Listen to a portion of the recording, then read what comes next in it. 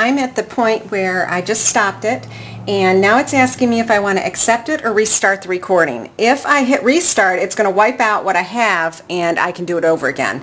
And probably that's what I should do with this flower, but I'm just going to leave it so that you can see how this record works. So I'm going to save it. Hit save, and now it's freeing up the motors again. It's now asking me, do I want to save a pattern from the quilt? Do I want to save this as a quilt? And basically what this is, if I save it as a pattern, it will go into my pattern catalogs. If I save it as a quilt, then it'll go in my quilt catalogs. I'm going to actually save this as a pattern. And it's asking me to select the pattern. Selecting it. If you can see that, it turned red. Continue. Now it's asking me to name the pattern. I'm going to call it flower. Or I should call it feeble attempt at a flower.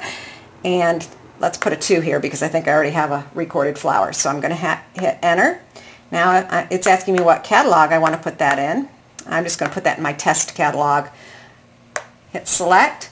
Okay, it's ready to go. Now we can sew the quilt. Now if I hit sew the quilt, what would happen is it would actually sew right over where I just stitched, and so I don't want to do that. There's no need to do that. So what I'm going to do now is to realign the quilt. I want to stitch this in another area, so I'm going to hit realign. Now it's asking me to touch a reference point on the screen. Actually, let me back up the bus a little bit.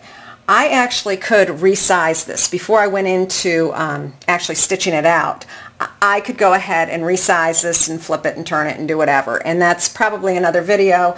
But the pattern, since we saved the pattern, we can always bring it back out and manipulate it to wherever we want it to fit. If I blew this up big, it would probably look like a totally different flower. Probably might look better, might look worse. But that's what you can do with it, and I failed to show you that, but I think you understand. The people who have Intelliquilters know how to do that already, and the people who don't have Intelliquilters, I don't want to confuse them too much by going into another lesson on how to rotate and flip and do all that to it. So I'm right now at the screen. It's asking me to touch a reference point, and the reference, why they're asking me this is they want to know, I'm talking like it's a team or something. The Intelliquilter wants to know where to start, where I want, when I put the needle, where it's going to start. So let's just say the middle. That looks like the middle of it. To me it looks like the middle. I'm not really sure if that's the middle or not. But when I click that little reference point, I don't know if you can see this, but there's little green squares. Those are the things that I can hit as a reference point. I can hit a reference point over here, I can hit a reference point over here. Wherever I want to put the needles, start that pattern. I'm just hitting in the center. It just makes it easy for me to align it. So we'll just go ahead and hit the center. Now it's saying, now I'm going to hit continue. Now it's telling me to put the needle to that reference point. So I want to put the needle to where I think that the center of that's going to be. Hit OK. Okay, now we're ready to sew. I'm going to go ahead and sew quilt. Select my first pattern to quilt, select it, it's green, hit continue, and hit finished. And now it's going to the start point.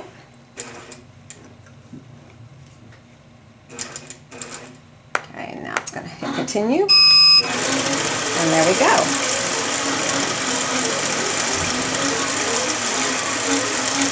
And let me pull the video down here so that you can see. Hopefully you can see this, how it's stitching out.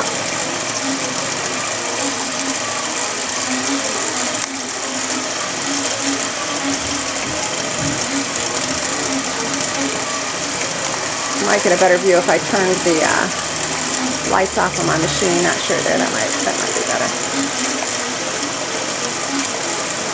There it goes.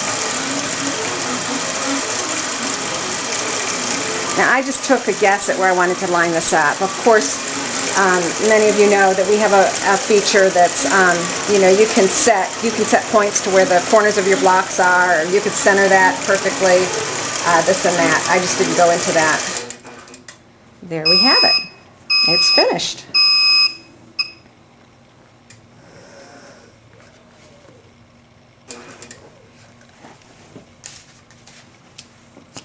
See, now that looks actually a lot better than what was stitched, what this looks like on the screen.